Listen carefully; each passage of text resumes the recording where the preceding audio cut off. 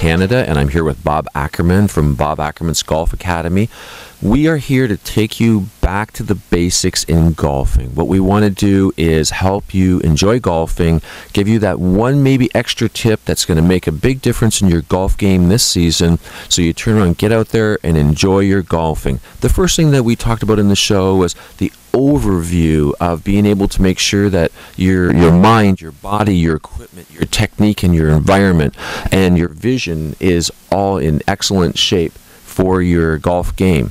So now what we're going to do is Bob and I are going to talk about the first part here is about your mind. Okay, so what we're going to do is, Bob, when a person is getting ready for their golf game, what is the most important part of getting their mind and being prepared for golfing?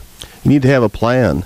And I learned a really good mental pre-shot routine out of a book called The 8 Traits of Champion Golfers, and I've been using it since about 1999, and it's called. It's a 4-step process. You calculate, commit, visualize, and feel.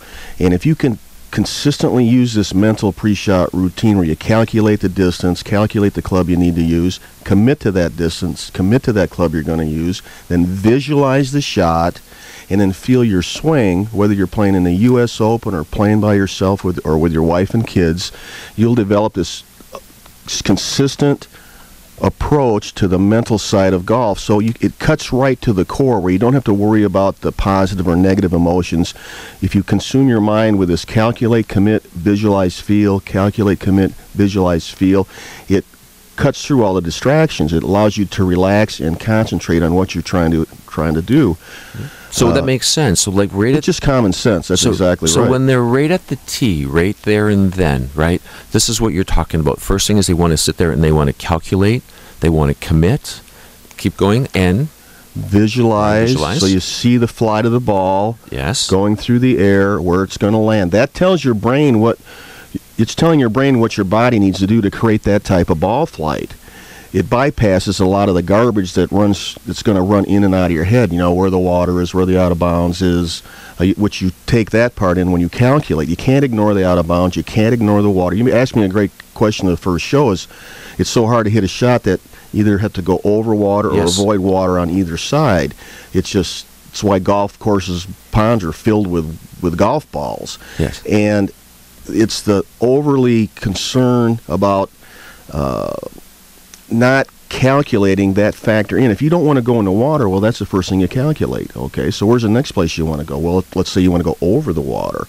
All right, so now you figure the yardage. Let's say it's 150 yards to get over the water. You calculate that in. Let's say it's a little into the wind, a little uphill. It's going to play about 10 yards more. That makes it play 160 yards. Okay, so now you calculate it's a 160-yard shot. Now you get your 160-yard club, and if you're still concerned about the water, which you have to be, you can't ignore it. It'd be like playing Pebble Beach and not seeing the ocean. It's impossible to do, okay? Right. You take your 170-yard club, and now here's the next step, commit. You're going to commit to a 170-yard club. Then you visualize that ball flying over the water onto the green, and then you feel your swing. So that 4-step mental process is consistent, and the more you do it, the better you'll get at it, instead of jumping from one to the other, to the other, to the other, which creates inconsistency. So let's do the first thing. Of course, if they're going to be able to visualize this shot, they have to be able to see what they're doing. When they get to the golf course, and automatically the golf course generally tells them approximately how long the shot is, and they have to calculate for wind and different things like that at the same time, okay? Right. But this is the key thing. I do a lot of sponsorships at golf tournaments, and so I'll be on the par 3, and I'll tell people closest to the pin they win a prize for VisionForeGolfing. Okay, and I'm going to tell you, last year or the year before when I did the golf tournament, I was just about ready to change the prize to the closest to the tree, because truthfully, as much as you say to people that you must think, you must visualize, you must commit.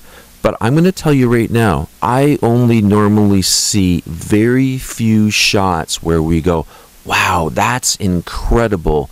And maybe I am a little bit off here, but I'm going to say 70 to 80% of the shots, people are very disappointed in. Okay, now, tell me right off the top of your head, Okay, I want you to think about these people. They've been working all week. They've paid some good money to get into a golf tournament. They're there with their friends. They're there to enjoy themselves. Okay, and they get frustrated because you see the frustration in them, and they want to have a good golf game. Why is it? What is the most common mistake right there on that spot? I want you to visualize these people now. There's 4 or 5 of them on the tee. They're on a par 3. It's 180 yards, and the golf balls are going everywhere, but they're not going down the center of the fairway towards that green. Tell me why. Because they cut across the ball. Is that what it is? That's the common error, yes, in their technique. And it can be fixed. Oh, absolutely. Yeah. It's a common error. You can see it in probably 90% of golfers.